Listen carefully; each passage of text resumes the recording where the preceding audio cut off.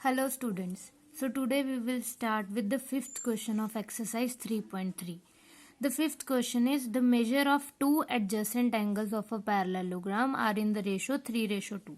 तो यहाँ पे पैरेललोग्राम की बात हो रही है तो फर्स्ट ऑफ ऑल हम एक पैरेललोग्राम ड्रॉ कर लेते हैं. Suppose we have this parallelogram. ठीक है. अब उन्होंने कहा है कि कोई दो एडजेसेंट एंगल्स, एडजेसेंट कौन से होते हैं, साथ साथ जो होते हैं, जैसे दिस एंड दिस, ये दोनों साथ साथ एंगल है, ये वाला एंगल इसके साथ, कोई भी दो एडजेसेंट एंगल्स लेने हैं, उनकी रेशो क्या दी हुई है 3:2. तो उन्होंने कहा है कि find the measure of each of the angle of the parallelogram, कि इस पैरेललोग्राम के जो वो दो एंगल्स हैं उनकी वैल्यू बताओ कितनी होगी. ठीक है. तो अब हमें क्वेश्चन में गिवन है कि वो दो एंगल किस रेशो में दिए, 3:2. ठीक है. वो दो एंगल किस रेशो में, 3:2. तो हम लेंगे consider let first angle equals to 3x. First angle को हम 3x मान लेते हैं और सेकंड एंगल भी 2x. ठीक है. जो फर्स्ट एंगल है वो 3x मान लिया हमने, सेकंड 2x, क्योंकि रेशो 3:2 है. तो सपोज एडजेसेंट है तो ये 3x है, ये 2x है. ठीक है. अब हमें पता है कि पैरेललोग्राम के कोई भी दो एडजेसेंट एंगल्स हों उनका सम क्या होता है 180 डिग्री. तो ये एडजेसेंट एंगल्स हैं तो इन दोनों का सम क्या होगा 3x + 2x equals to 180 degree. Why हमने ब्रैकेट में रीजन लिखना है, because adjacent angles of a parallelogram are supplementary and we know supplementary का मतलब क्या होता है कि उन दो एंगल्स का सम क्या होगा 180 डिग्री. ठीक है. अब हमने सिंपल इक्वेशन चैप्टर में किया हुआ है कि इन्हें कैसे सॉल्व करते हैं. 3x + 2x क्या होता है 5x. तो 5x इक्वल्स टू 180 डिग्री. वहां से x की वैल्यू कैसे निकालेंगे, अब 5 यहाँ पे मल्टीप्लाई हो रहा है तो दूसरी साइड जाके क्या हो जाता था डिवाइड. अब डिवाइड करेंगे, अब 180 डिवाइडेड बाय 5 ये क्या आ जाएगा 5 3 15, ये आ गया 15 36, ये आ जाएगा x इक्वल्स टू 36. ठीक है. तो हमने तो x की वैल्यू फाइंड आउट की है, बट हमने निकालना क्या है, इन एंगल्स की वैल्यू निकालनी है. तो जो फर्स्ट एंगल है, सो फर्स्ट एंगल, अब first angle equals to 3x था, x की वैल्यू पुट कर देंगे. अब 36 को 3 के साथ मल्टीप्लाई करोगे, आप रफली सॉल्व करके देख सकते हो. 6 3 18, 1 कैरी, 3 3 9 + 1 10, तो ये आ जाएगा 108 डिग्री. ठीक है. सेम वे सेकेंड एंगल निकाल लेंगे. Second angle equals to 2x, x की वैल्यू पुट कर देंगे. तो 36 को 2 के साथ मल्टीप्लाई करोगे तो वो 72 डिग्री आ जाएगा. उन्होंने कहा था दोनों एंगल्स की वैल्यू फाइंड आउट करनी है, तो हमने वो फाइंड आउट कर ली. So answer will be 108 degree and 72 degree. Clear. Then we have sixth question. Sixth question में क्या गिवन है हमें, two adjacent angles of a parallelogram have equal measure. अब पहले तो एक पैरेललोग्राम ड्रॉ कर लेते हैं. Let this be a parallelogram. अब उन्होंने कहा है कोई भी दो एडजेसेंट एंगल्स की वैल्यू इक्वल है. Equal measure means equal value है.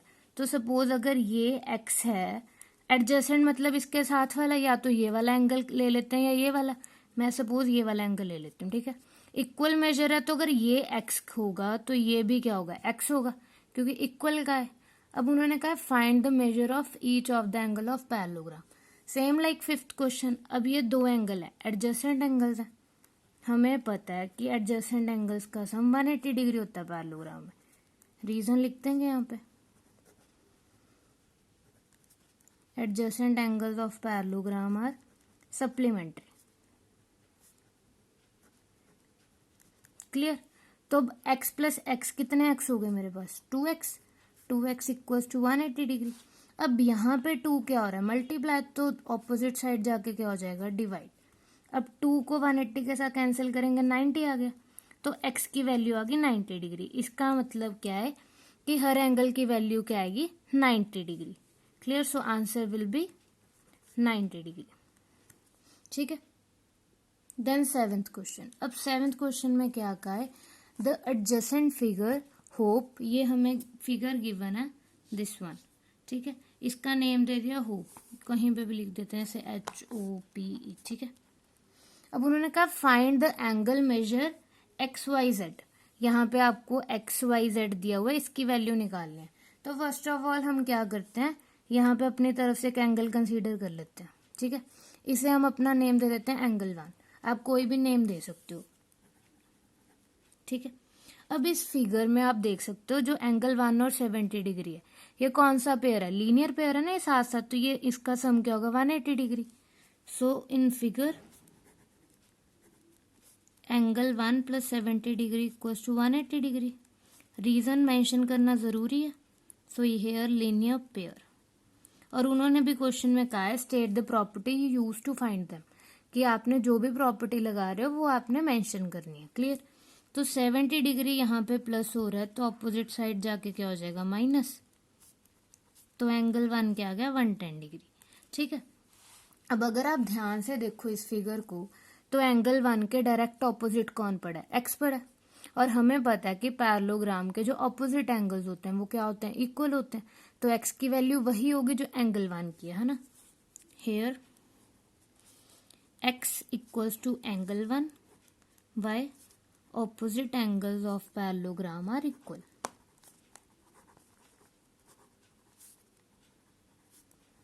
राइट, तो ये इक्वल होते हैं, तो एंगल 1 110 डिग्री है, तो एक्स भी क्या आ जाएगा 110 डिग्री।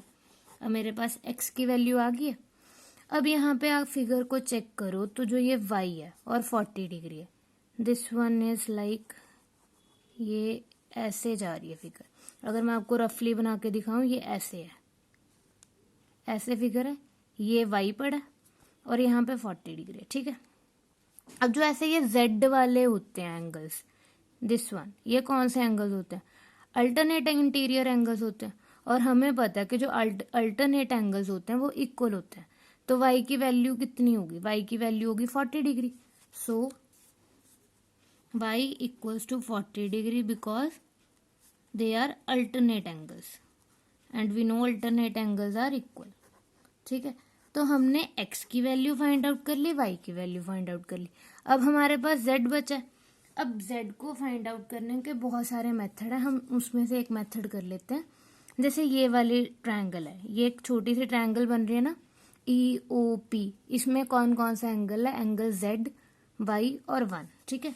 तो मैं इसे ऐसे लिख सकती हूँ कि इन ट्रायंगल EOP है ना, इसमें Z है plus Y plus angle 1 equal to 180 degree. यहाँ पे लिख देंगे angle sum property of a triangle. हमें पता है ट्रायंगल के 3 एंगल्स का सम क्या होता है 180 डिग्री होता है। तो वहां से आ गया Z plus Y plus 1 equal to 180 degree, ठीक है। अब जो जो वैल्यू पता है फाइंड आउट कर पुट कर देंगे। Z की वैल्यू निकालनी है, y इज 40, एंगल 1 इज 110, तो वो वैल्यू पुट कर दी। अब 110 प्लस 40 कितना होता है, दैट इज 150। डिग्री मेंशन कर देना यहाँ पे। अब 150 यहाँ पे प्लस हो रहा है, तो दूसरी साइड जाके क्या हो जाएगा minus. So 180 minus 150 that is 30 degree. तो यहाँ से हमारे पास z की वैल्यू आ गई। उन्होंने यही कहा था कि एक्स वाई जेड की वैल्यू फाइंड आउट करनी है विद प्रॉपर प्रॉपर्टीज मेंशन करनी है, तो हमने वो कर दी। So answer will be, answer is x equals to 110 degree, y equals to 40 degree and z equals to 30 degree. Hope it is clear to everyone. Thank you.